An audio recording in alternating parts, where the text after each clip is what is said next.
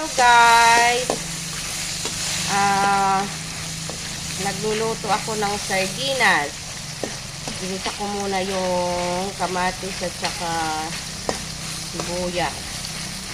At syempre yung bawang nauna na. Ito yung kamatis, inaano ko para masarap siya. Tapos ito na, ayan o, ilalagay ko na yung sardinas. Yan.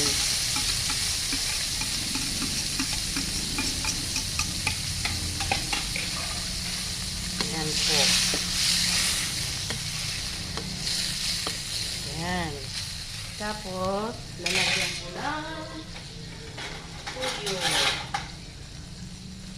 Kunting tuyo.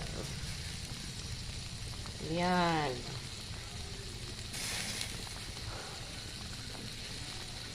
Hindi siya maraming tuyo kasi may timpla naman na siya. Kunti lang.